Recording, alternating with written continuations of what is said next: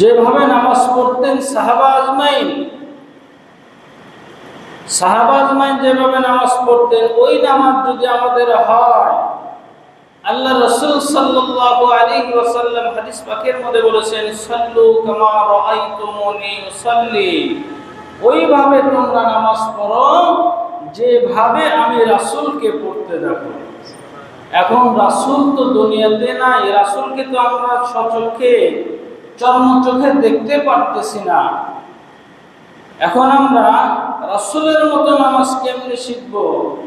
রাসূলের মতো, রাসূলের আদর্শবান হয়ে সাহাবা আজমাইন নামাজ পড়েছেন, ইবাদত করেছেন, আমল করেছেন। সাহাবাদেরকে দেখে তাবেঈনরা নামাজ পড়েছেন, ইবাদত করেছেন। তাবেঈনদেরকে দেখে তাবেঈনরা করেছেন। যেভাবে নামাজ পড়েছেন সাহাবা আজমাইন, রাসূল পাক সাল্লাল্লাহু আলাইহি ওয়াসাল্লাম সেইভাবে নামাজের কথা হাদিস শরীফের মধ্যে আসছে যে তোমরা ওইভাবে নামাজ আদায় করো।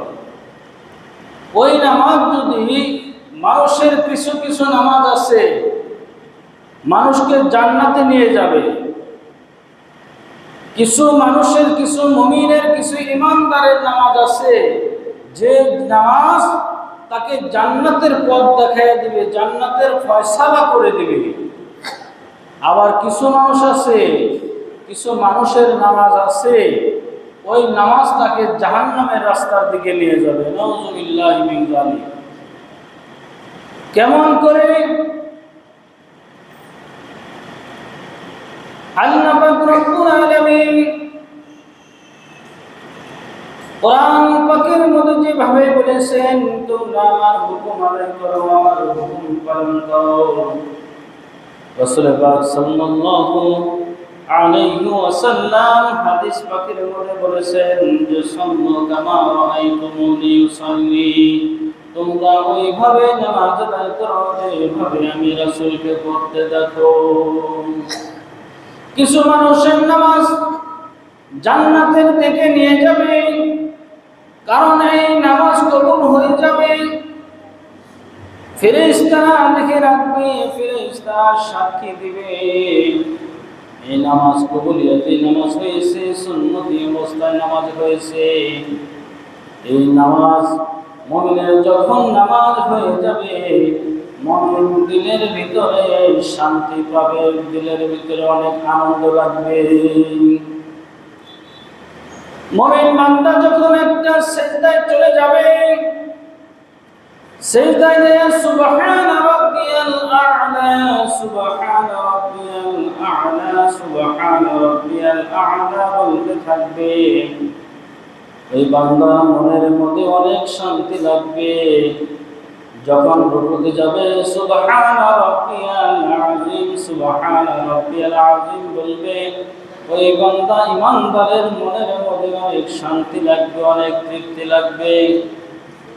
যখন দাঁড়াইয়া বলবে আলহামদুলিল্লাহি রাব্বিল আলামিন আর রহমানির রহিম মালিকি ইয়াউমিদ্দিন, যত কোরআন তেলাওয়াত করতে থাকবে, একটা করে আয়াত পড়তে থাকবে, আল্লাহ পাক রব্বুল আলামিনের সাথে ওই বান্দার কথা হয়ে যাবে, আলাপ আলোচনা হয়ে যাবে।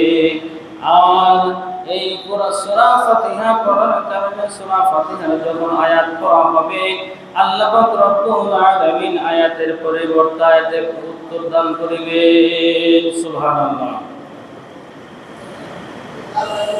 সাহাবা রাদিয়াল্লাহু তাআলা আনহুরা যখন নামাজের মধ্যে দাঁড়াইতেন, তখন পশু পাখি মাথার মধ্যে দাঁড়ায়, মাথার মধ্যে বসে পড়তেন। পশু পাখি মনে করত যে এইটা হয়তো কোনো গাছের মাথা হবে অথবা কোনো গাছ হবে, এমন ভাবে নামাজ আদায় করতেন সাহাবারা। একজন টাইমে শের খুদা আলী, হযরত আলী রাদিয়াল্লাহু তাআলা আনহুর পায়ের মধ্যে তীর লেগে গেল। আল্লাহ রাসূল সাল্লাল্লাহু আলাইহি ওয়াসাল্লামকে বললেন, ইয়া রাসূলুল্লাহ, ইয়া হাবিবাল্লাহ, আমার পায়ের মধ্যে তীর লেগেছে। সাহাবা আজমাইনরা ওই তীর খোলার জন্য চেষ্টা করে, টান দেয়, আলী রাদিয়াল্লাহু তাআলা সহ্য করতে পারে না, বরদাস্ত করতে পারে না। আল্লাহ রাসূল সাল্লাল্লাহু আলাইহি ওয়াসাল্লাম বললেন, ও সাহাবারা, আমার আলীর তীর টান দিও না। আমার আলী নামাজের মধ্যে দাঁড়াবে, আমার আলী যখন নামাজের মধ্যে মশগুল থাকবে, নামাজের মুসল্লায় যখন দাঁড়িয়ে যাবে, আমার আলীর তীর তোমরা তখন খুলে দিবে। হযরত আলী রাদিয়াল্লাহু তাআলা আনহু তার কেমন নামাজ ছিল, নামাজের আগে যখন তীরটা ধরা হলো, তীরটা যখন ধরা হলো, সেই সহ্য করতে পারে না, বরদাস্ত করতে পারে না, ব্যথা লাগে, কষ্ট হয়।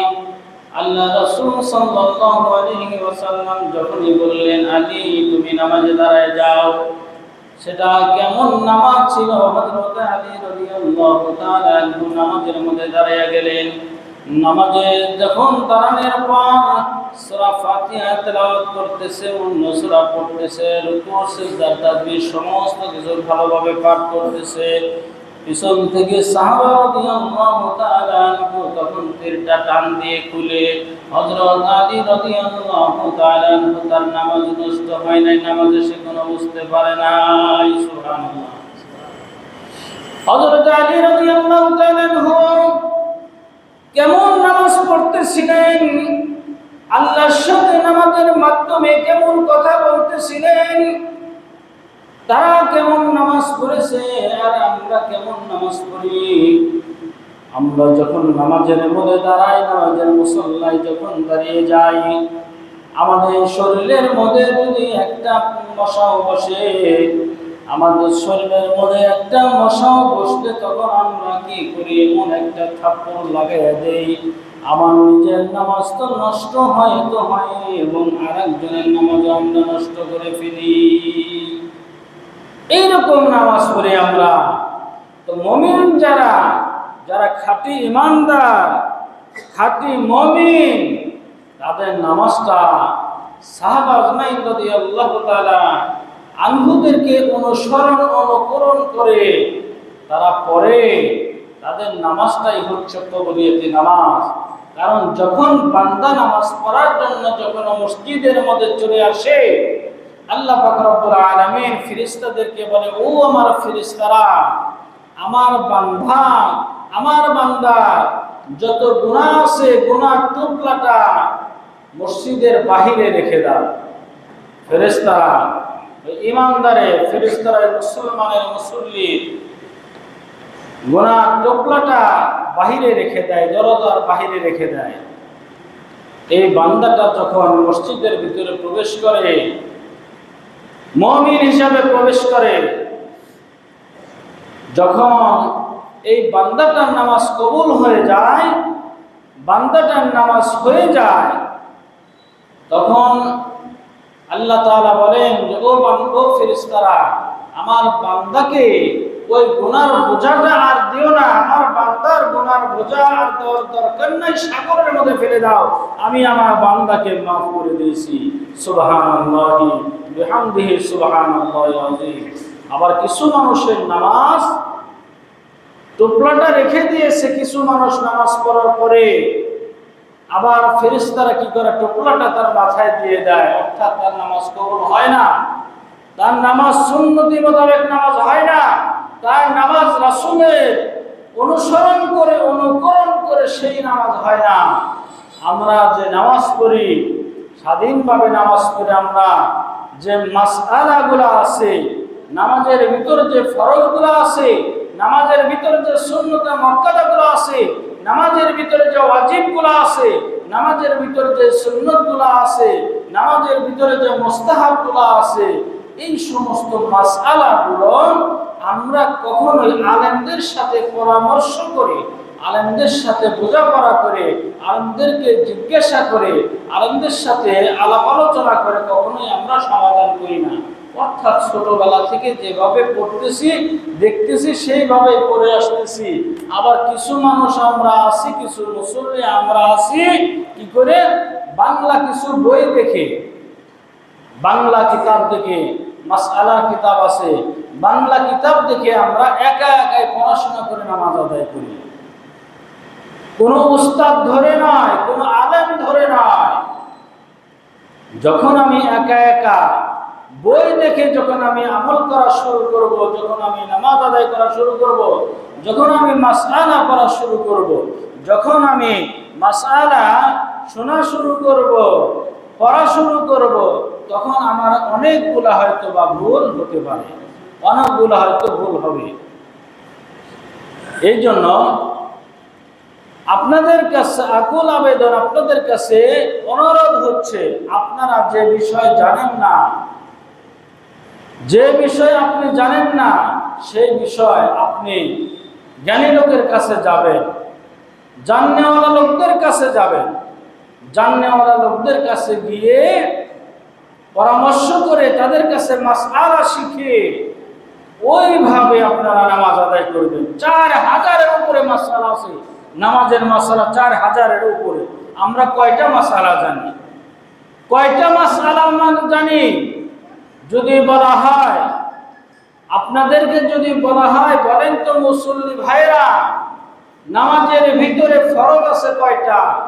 বেশি সংখ্যক মুসল্লি পারবে না। যদি বলা হয় নামাজের ভিতরে ওয়াজিব আছে কয়টা? বেশি সংখ্যক মুসল্লি পারবে না। নামাজের ভিতরে সুন্নত মুআক্কাদ আছে কয়টা? বেশি সংখ্যক মুসল্লি পারবে না। নামাজের ভিতরে মুস্তাহাব আছে কয়টা? বেশি সংখ্যক মুসল্লি পারবে না। যদিও বা কিছু মুসল্লি আছে বলতে পারবে যে নামাজের ভিতরে, নামাজের বাহিরে এবং ভিতরে 13টা ফরজ আছে, এটা এমনি নাম বলতে পারবে, কিন্তু কোনটা কোনটা ভাগ ভাগ করে এইটা কিন্তু বলতে পারবে না। ওয়াজিবের কথা জিজ্ঞাসা করলে হয়তো বা কোনো মুসল্লি বলতে পারে যে 14টা ওয়াজিব আছে। যদি বলা হয় কি কি 14টা ওয়াজিব, বেশি সংখ্যক মুসল্লি বলতে পারবে না। যদি বলা হয় সুন্নত মুআক্কাদা কয়টি আছে বলেন তো দেখি, বেশি সংখ্যক মুসল্লি বলতে পারবে না। মুস্তাহাব কয়টি আছে বলেন তো দেখি, বেশি সংখ্যক মুসল্লি বলতে পারবে না। আমরা কেমন নামাজ আদায় করি, কেমন আমরা ইবাদত করি, আমাদের ইবাদত কবুল হবে কেমনি? আমাদের জিজ্ঞাসা করতে অনেক লজ্জা লাগে, শরম লাগে। এই বয়সে আমি কার কাছে জিজ্ঞাসা করব? আলেমের কাছে জিজ্ঞাসা করব? হুজুরের কাছে জিজ্ঞাসা করব? আমার লজ্জা লাগে। জানিও না, কিন্তু জিজ্ঞাসাও আমরা করতে পারি না। মানুষের এই দিকে কোনো আফসোস হচ্ছে না, খেয়াল হচ্ছে না। আমার জিন্দেগিটা আস্তে আস্তে আস্তে আস্তে কমে আসতেছে, জিন্দেগিটা ছোট হয়ে যাইতেছে। মানুষ বলেন তো বড় হয় না ছোট হয়? বলেন তো দেখি। মানুষ যখন জন্মগ্রহণ করে, মায়ের পেট থেকে যখন দুনিয়াতে বাহির হয়, আমরা দেখতে দেখি মানুষ অনেক লম্বা হয়, বড় হয়, কিন্তু তার হায়াত কমে যায়। হায়াত থেকে একটা করে দিন শেষ, একটা করে জিন্দেগি শেষ হয়ে গেল। মানুষ ছোট হতে থাকে, মানুষের বয়স কমতে থাকে, বাড়তে থাকে না, মানুষের বয়স কমে। কারণ আল্লাহ তাআলা একটা মানুষকে 100 বছর হায়াত দান করেছেন, 80 বছর হায়াত দান করেছেন। এই 80 বছর থেকে একটা দিন চলে গেল, 2টা দিন চলে গেল, এই 80 বছর থেকে কম হয়ে গেল। তার মানে মানুষের হায়াত কমতে থাকে, বাড়তে থাকে না, মানুষ ছোট হতে থাকে। মানুষের এই দিকে কোনো খেয়াল নাই। মানুষ আমরা আছি শুধু দুনিয়া দুনিয়া নিয়ে, মানুষ আমরা আছি শুধু টাকা পয়সা নিয়ে, আমরা আছি শুধু ঘর বাড়ি নিয়ে। আমি যখন ইন্তিকাল করব, আমি যখন মারা যাব, আমি মারা যাওয়ার সময় আমার এই জবান দিয়ে সারাটা জীবন আমি কথা বলার পর থেকে, কথা যখন বলতে শিখেছি তখন থেকে মৃত্যুর আগ পর্যন্ত যে কথা বললাম, এই কথাগুলা হিসাব হবে, কথাগুলার হিসাব কিন্তু করা হবে, হিসাব নেওয়া হবে। আমি কতগুলা কথা কোরআনের পক্ষে বলেছি, কতগুলা কথা শরীয়তের পক্ষে বলেছি, কতগুলা কথা শরীয়তের বিরোধিতা করেছি, কতগুলা কথা আমি মিথ্যা বলেছি, কতগুলা আমি জেনা ব্যভিচারের কথা বলেছি, কতগুলা আমি মানুষের গীবত করেছি, কতগুলা কথা আমি মানুষের অন্যায়ভাবে বলেছি, সমস্ত কথারও কিন্তু রেকর্ড হচ্ছে। এই কথাগুলো কিন্তু হিসাব নেওয়া হবে। মানুষ ইন্তিকালের পূর্বে কিছু মানুষ আছে কথা বলতে পারে না, জবান বন্ধ হয়ে থাকে, শরীরের মধ্যে মাছি বসে, নাকের মধ্যে মশা বসে, সে তাড়াইতে পারে না, কারণ হাত নাড়াচাড়া করতে পারে না, ফু দিতে পারে না, চোখ দিয়ে তাকাইতেও পারে না। তারপরে আরেকজনকে সহায়তা করার জন্য বলবে, তাও কিন্তু করতে পারে না। তখন সে কাঁদতে থাকে আর মনে মনে আফসোস করতে থাকে, আহারে জিন্দেগিটা, আল্লাহ তাআলা আমাকে এতদিন পর্যন্ত হায়াত দিয়েছিল, আমি জিন্দেগিটা কোন রাস্তায় ব্যয় করলাম, কিভাবে আমার জীবনটা পরিচালনা করলাম। তখন মানুষ শুয়ে শুয়ে আফসোস করতে থাকে আর কাঁদতে থাকে। সে দুনিয়া থেকে চলে যাবে, সে বুঝতে পারে যে দুনিয়া থেকে আমার চলে যাওয়ার সময় হয়ে গেছে। কিতাবের মধ্যে আসছে, মানুষ যখন ইন্তিকাল করে, মানুষ যখন মারা যায়, 40 দিন আগের থেকে নমুনা শুরু হয়ে যায়। 40 দিন আগের থেকে সে বুঝতে পারে, কিছু নমুনা তাকে আল্লাহ তাআলা দেখায় দেয় 40 দিন আগে থেকেই। তো মানুষ যখন উত্তর শীতানি হয়ে যায়, জবান দিয়ে কথা বলতে পারে না, হাত নাড়াচাড়া করতে পারে না, পা নাড়াচাড়া করতে পারে না, সমস্ত কিছু অকেজো হয়ে যায়, তখন ওই মানুষটা আফসোস করতে থাকে আর কাঁদতে থাকে যে আমি কি করলাম দুনিয়াতে এসে। হায়াতে জিন্দেগিতে আমাকে 100 বছর হায়াত দেওয়া হয়েছিল, 70 বছর হায়াত দেওয়া হয়েছিল, 80 বছর হায়াত দেওয়া হয়েছিল, আমি কি করেছি? কেন আল্লাহ তাআলা আমাকে দুনিয়াতে পাঠিয়েছেন? কি জন্য পাঠিয়েছেন? কি কাজ করার জন্য পাঠিয়েছেন? আমি তো কিছু করতে পারলাম না। মানুষ শুধু আফসোস করতে থাকে আর কাঁদতে থাকে। তখন আফসোস করে কোনো ফায়দা হবে না, কান্নাকাটি করে কোনো ফায়দা হবে না, কোনো লাভই হবে না। এই জন্য আমার হায়াত দিয়েছেন আল্লাহ তাআলা, আমার শরীর সুস্থ আছে, শরীর সবল আছে, আমি ইচ্ছা করলে অনেক ইবাদত বন্দেগী করতে পারবো।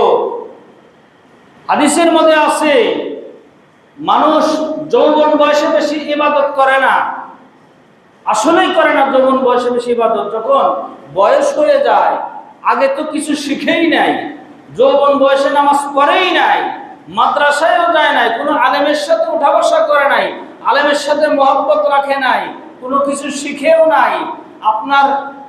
তারপরে মনে করেন যে বর্তমান মানুষ, মূর্খ মানুষ, তাবলিগ জামাতে যায় শিখে, তাবলিগ জামাতে কোনোদিন যায় নাই, কোনো জায়গায় যায় নাই। তাহলে এই মানুষটা যখন বৃদ্ধ হয়ে যায়, বুড়া হয়ে যায়, তখন কি করে? তখন আস্তে আস্তে মসজিদের দিকে আসতে থাকে। তখন কেন আসে? আল্লাহর প্রেমে পাগল হয়ে আসে, নাকি মৃত্যুর ভয়, মৃত্যু আসবে, মৃত্যু হবে, এই চিন্তা ভাবনা করে আসে? কথা বলেন তো দেখি। মৃত্যুর ভয়ে আসে। তখন কিন্তু আল্লাহর প্রেমে পাগল হয়ে আল্লাহর হুকুম পালন করতে হবে, রাসূলের তরিকা পালন করতে হবে, এই চিন্তা ভাবনা করে কিন্তু মসজিদে ওই বয়সে আসে না। এই মানুষটার কি শিখতে পারবে? এইভাবে যেভাবে পারবে ওইভাবে পড়তে পড়তে পড়তে পড়তে সে একদিন মৃত্যুবরণ করে, সে একদম দুনিয়া থেকে চলে যায়। এখন এই ব্যক্তি ঈমান হালত অবস্থায় কালেমা পড়ে দুনিয়া থেকে চলে গেল, নাকি কালেমা না পড়ে দুনিয়া থেকে চলে গেল, এটা আমরা কেমনে বুঝতে পারবো? আমরা কেমনে বুঝবো সে কালেমা পড়ে গেছে নাকি পড়ে যায় নাই? আমি সারা জীবন ভুলভাল কাজে চলেছি, সারা জীবন আল্লাহর বিধান লঙ্ঘন করেছি, সারা জীবন রাসূলের তরিকা আমি পালন করি নাই, উলট পালট চলেছি। এখন মৃত্যুর টাইমে আমি কিভাবে আশা করতে পারি, কিভাবে আশা করবো যে আমার কালেমা নসিব হবে? কথা বলেন তো, আপনারা কথা বলেন, এইটা আশা করা কি বৈধ হবে নাকি অবৈধ? কথা বলেন তো। অবৈধ হবে, বৈধ হবে না। কেন? এই জন্য বৈধ হবে না, আল্লাহ তাআলা আমাকে যে কাজের জন্য দুনিয়াতে পাঠিয়েছে সে কাজটা আমি করি নাই। রাসূল সাল্লাল্লাহু আলাইহি ওয়াসাল্লাম যখন মৃত্যুবরণ করে, যখন দুনিয়া থেকে চলে যান, রাসূল পাক সাল্লাল্লাহু আলাইহি ওয়াসাল্লাম হযরত আম্মা জান আয়েশা সিদ্দিকা রাদিয়াল্লাহু তাআলা আনহাকে বললেন যে, আয়েশা তুমি আমার মাথাটা একটু উঁচা করে ধরো। আল্লাহ রাসূলের বাড়ি মসজিদে নববী এক জায়গায় তখন আল্লাহ রাসূল সাল্লাল্লাহু আলাইহি ওয়াসাল্লামের মাথাটা মা আয়েশা সিদ্দিকা রাদিয়াল্লাহু তাআলা আনহা উঁচা করে ধরলেন, মসজিদে নববীর দিকে উঁচা করে ধরলেন। মসজিদে নববীর দিকে যখন উঁচা করে ধরলেন, আল্লাহ রাসূল সাল্লাল্লাহু আলাইহি ওয়াসাল্লামের দুইটা চোখ দিয়ে বেয়ে বেয়ে পানি পড়তেছে। মা আয়েশা সিদ্দিকা রাদিয়াল্লাহু তাআলা আনহাকে আল্লাহ রাসূল বললেন, আয়েশা তুমি জানো নাকি আছে কিসের জন্য আমার চোখ দিয়ে পানি পড়তেছে? কারণ এই মসজিদে নববীতে নামাজ চলতেছে, মসজিদে নববীতে নামাজ চলতেছে। এই মসজিদে নববীতে নামাজ বানানোর কারণে, সৃষ্টি করার কারণে নামাজ যেন পড়ে, তাইফের ময়দানে অনেক রক্ত আমাকে ঝরাতে হয়েছে, উহুদের ময়দানে আমাকে দান্দান মোবারক শহীদ করতে হয়েছে। আজকে আমার চোখ দিয়ে শান্তির পানি বাহির হচ্ছে, আমার চোখ দিয়ে শান্তির পানি বাহির হচ্ছে, কারণ এই নামাজ প্রতিষ্ঠিত করার জন্য সাহাবা আজমাইনরা নামাজ পড়তেছে। আম্মা জান আয়েশা সিদ্দিকা রাদিয়াল্লাহু তাআলা আনহা বলেন, ইয়া রাসূলুল্লাহ, ইয়া হাবিবাল্লাহ, আপনি অনেক অসুস্থ, আপনি শুয়ে আছেন। আমার বাবার ইমামতিতে, হযরত আবু বকরের ইমামতিতে মুসল্লিরা মসজিদে নববীতে নামাজ আদায় করতেছে। আল্লাহ রাসূল কান্নাকাটি করতেছেন, আর মৃত্যুর কান্নাকাটি করতেছেন, আর বলতেছেন, ও মুসল্লিরা, ও আমার উম্মতেরা, তোমরা জেনে রাখো, তোমরা শিখে রাখো, নামাজ নামাজ নামাজ, আমার উম্মতেরা নামাজ, আমার উম্মতেরা কেউ নামাজ ছেড়ে দিও না। রাসূল মৃত্যুর টাইমে এই কথা বলে যান যে আমার উম্মতেরা তোমরা নামাজ ছেড়ে দিও না, কারণ নামাজ প্রতিষ্ঠিত করার জন্য আমাকে অনেক কষ্ট করা হয়েছে, অনেক কষ্ট করা লাগছে। তাইফের ময়দানে আমার রক্ত পড়েছে, উহুদের ময়দানে আমার দান্দান মোবারক শহীদ হয়েছে, আমার উম্মতেরা তোমরা নামাজ ছেড়ে দিও না। এখন আল্লাহ রাসূল মৃত্যু টাইমেও বললেন যে নামাজ ছেড়ে দিও না, আল্লাহ রাসূল বললেন, আর আমি সেই রাসূলের কথার কোনো ভ্রুক্ষেপই করি নাই, রাসূলের কথা মতো আমি চলতেছি না। আল্লাহ তাআলা বললেন যে তুমি সর্বদাই আমার হুকুম পালন করো, তুমি আমার হুকুম পালন করো, তাও আমরা করতেছি না। আল্লাহর হুকুম পালন করতেছি না, রাসূলের তরিকা মোতাবেক চলতেছি না।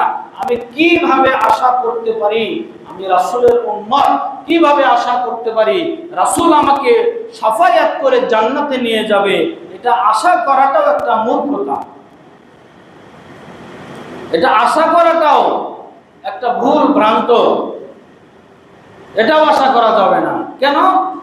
আমি কোনো কিছুই করলাম না, কোনো কিছু আমি করলাম না। দুনিয়াতে যদি একটা মনিবের বাড়িতে আমি কাজ করি, তার বাড়ির কামলা দেই, আমি তার ক্ষেতে কাজ করলাম না, কাজ না করে সকালবেলা বললাম যে কাজ করব, কিন্তু কাজ করলাম না, বিকালবেলা গিয়ে যদি বলি আমাকে টাকা দেন, পারিশ্রমিক দেন, এই ব্যক্তি তো দিবে না। আর এই ব্যক্তি আমি গরিব মানুষ, সেই হিসাবে দয়া করে নাই দিতে পারেন, কিন্তু আল্লাহ তাআলা তো এমনি এমনি দিবেন না, এমনি এমনি দিবেন না। হাদিসের মধ্যে আসছে, এর আগেও আমি বলেছি যে মানুষ, উম্মতেরা, আল্লাহর বান্দারা অনেকগুলা গুনাহ নিয়ে কবরের বাড়িতে চলে যাবে, অনেক গুনাহ নিয়ে কবরের বাড়িতে যাবে, কবর থেকে গুনাহ নিয়ে উঠবে, আল্লাহ তাআলার কাছে হাসরের ময়দানে গুনাহ অবস্থায় ধরা পড়ে যাবে। আল্লাহ তাআলা কি করবেন সেদিন? এমন একটা ভয়ঙ্কর ধারণ করবেন, লিমানিল মুলকুল ইয়াউম লিল্লাহিল ওয়াহিদিল কাহ্হার। আল্লাহ তাআলা ভয়ঙ্কর ধারণ করবেন, যে ভয়ঙ্কর আর কোনোদিন ধারণ করেন নাই, এত ভয়ঙ্কর ধারণ একবারই করবেন। আল্লাহ রাসূল সাল্লাল্লাহু আলাইহি ওয়াসাল্লাম বলেন, আমি আমার ওই গুনাহগার উম্মতদেরকে আমার আল্লাহর রাগকে খামোশ করে আমার আল্লাহর কাছ থেকে নিয়ে এসে আমার উম্মতদেরকে আমি জান্নাতের রাস্তার দিকে পাঠিয়ে দিব। জোরে বলেন সুবহানাল্লাহ। এটা হচ্ছে রাসূলের কথা, সাহাবা মাইনদের সাথে রাসূল এই কথা বলতেছেন। আর আল্লাহ তাআলার কথা হবে যে আমার রাসূল যদি কাল কিয়ামতের ময়দানে কোনো বান্দাকে ঠেকাইয়া দেয়, আমার কোনো বান্দাকে যদি ঠেকাইয়া দেয়, সামনের দিকে অগ্রসর হতে না দেয়, আমি আমার রাসূলের হাত থেকে ধরে নিয়ে আমি আমার রাসূলের উপর দিয়ে মাতব্বরি করে আমার ওই বান্দাকে আমি জান্নাতের দিকে পাঠাইয়া দিব না। তাহলে আল্লাহ রাসূল আল্লাহর কাছ থেকে নিয়ে এসে আল্লাহর রাগকে খামোশ করে তাকে জান্নাতের দিকে পাঠিয়ে দিবেন। কোন বান্দাকে?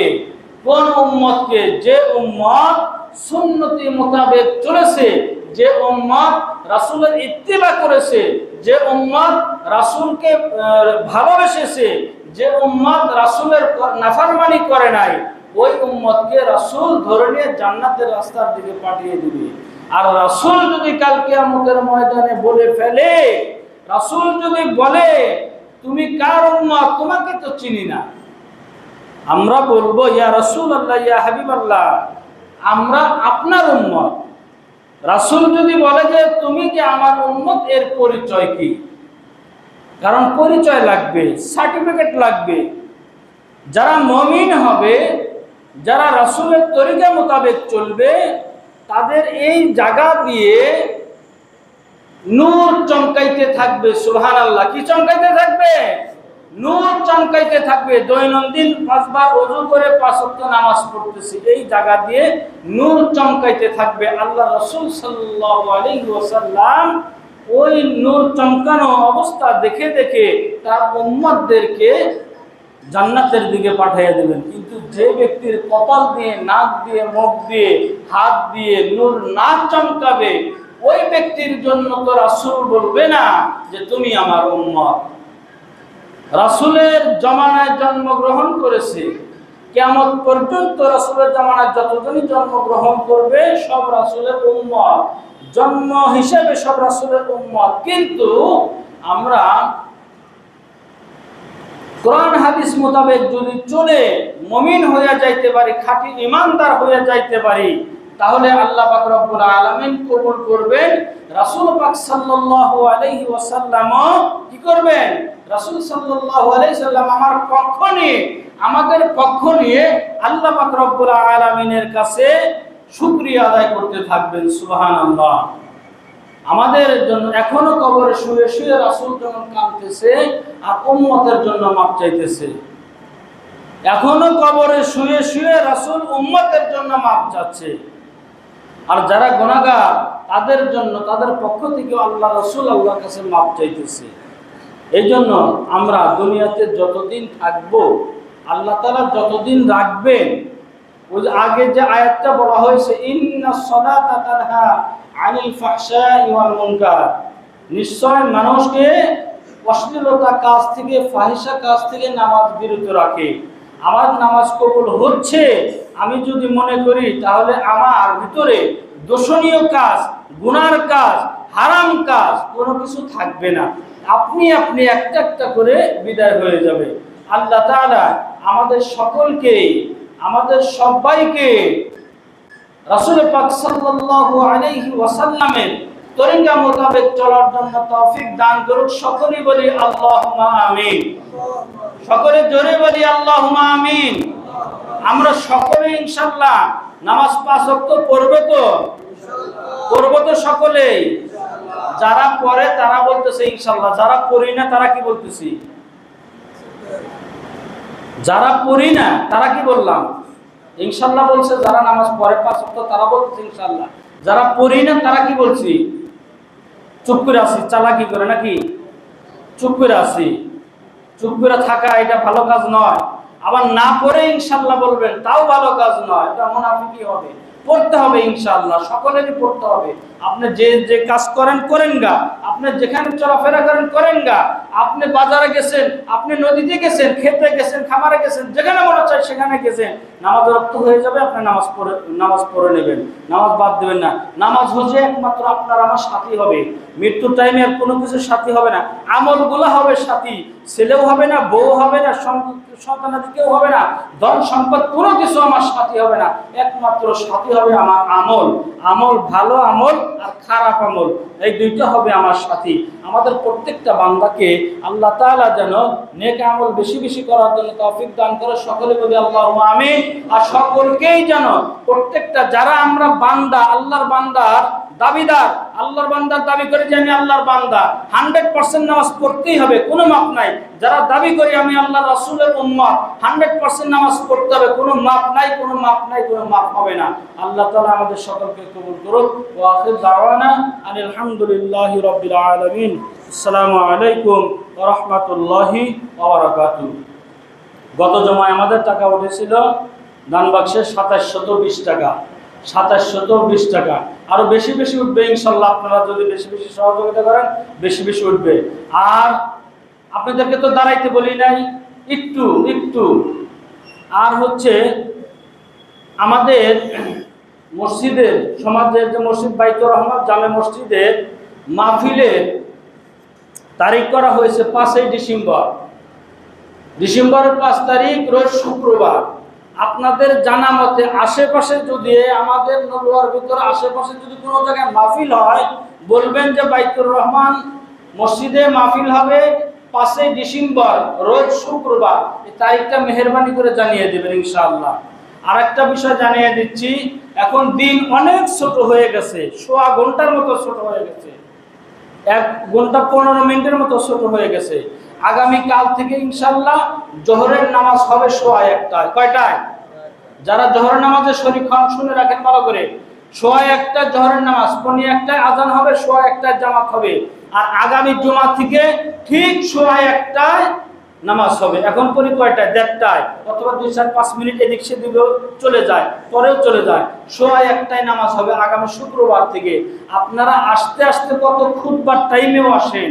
এখন আজকের কথা মনে করে যদি আগামী শুক্রবার আসেন তাহলে কিন্তু নামাজই পাবেন না, দেখবেন নামাজ হয়ে গেছে। হ্যাঁ হ্যাঁ,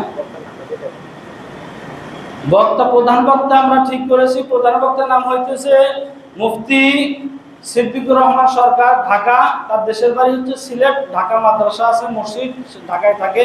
মুফতি সিদ্দিকুর রহমান সরকার।